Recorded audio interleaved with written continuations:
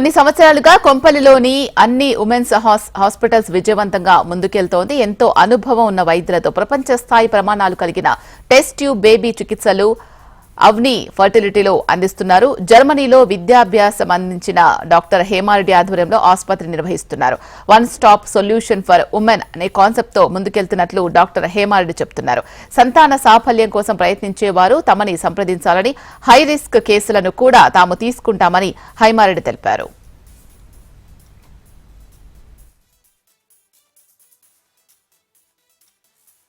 ఇక్కడ ఈ కొంపల్లి ఏరియాలో ఉన్న అవని ఉమెన్స్ హాస్పిటల్లో అన్ని obstetric cases, high risk cases, eclampsia కావచ్చు, లేదా డయాబెటీస్ కానీ, హార్ట్ డిసీజెస్ ఏమైనా ప్రాబ్లమ్స్ ఉన్నా కానీ, లేదు అంటే గైనక్ ప్రాబ్లమ్స్ ఏమైనా హ్యూజ్ ఫైబ్రాయిడ్స్ అట్లా ఉన్నా కానీ, కార్సినోమా ఎండోమెట్రియం లేదంటే కార్సినోమా ఓవరీస్ కేసెస్ కూడా ఇక్కడ ట్రీట్ చేస్తాము.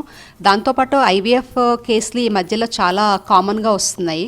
ఈ ఐవీఎఫ్ కేసులో ఫీమేల్స్లో పీసీఓడి ఒకటి, ఒబెసిటీ ఒకటి, లేదు అంటే ఏఎంహెచ్ అన్నది బాగా తక్కువగా ఉంటుంది. అంటే ఏఎంహెచ్ అన్నప్పుడు యాంటీ ములేరియన్ హార్మోన్ అంటారు.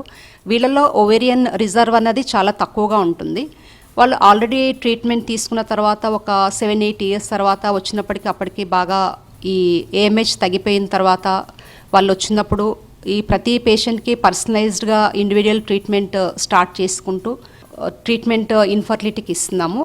అదేవిధంగా హస్బెండ్లో కంప్లీట్గా ఎజోస్పర్మియా ఉన్నప్పుడు వాళ్ళ స్పర్మ్ కౌంట్ ఇంప్రూవ్ కావడానికి ట్రీట్మెంట్ ఇచ్చిన తర్వాత ఒకవేళ 3 months తర్వాత కూడా కాలేదు అంటే పర్టికులర్గా కొన్ని ఇన్వెస్టిగేషన్స్ చేసిన తర్వాత స్పర్మ్ అన్నది అప్పటికి కూడా ఇంప్రూవ్ కాలేదు అంటే అప్పుడు టిసా టెక్నిక్ లేదా పీసా టెక్నిక్స్ యూస్ చేసుకొని స్పర్మ్ యాస్పిరేట్ చేసుకున్న తర్వాత ఫ్రీజ్ చేసి దాంతో స్టిమ్యులేషన్ అయిన తర్వాత ఇక్సీ టెక్నిక్ ద్వారా ఈ ఎంబ్రియోస్ ఫ్రీజ్ చేస్తాము.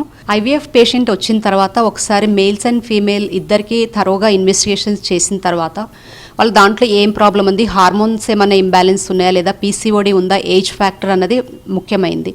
ఒకవేళ ఏజ్ అబౌవ్ 35 ఉన్నప్పుడు, ఏఎంహెచ్ తక్కువ ఉన్నప్పుడు, లేదంటే ఓవరీలో ఉన్న యాంట్రల్ ఫాలికల్ కౌంట్ కూడా తక్కువగా ఉన్నప్పుడు ఇమీడియట్గా ఐవీఎఫ్ ట్రీట్మెంట్ స్టార్ట్ చేస్తాము.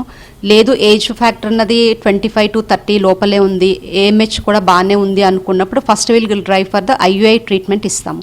ఐయుఐలో ఒకవేళ 3 cycles వరకు సక్సెస్ కాలేదు అన్నప్పుడు ఐవీఎఫ్కి వెళ్తాము.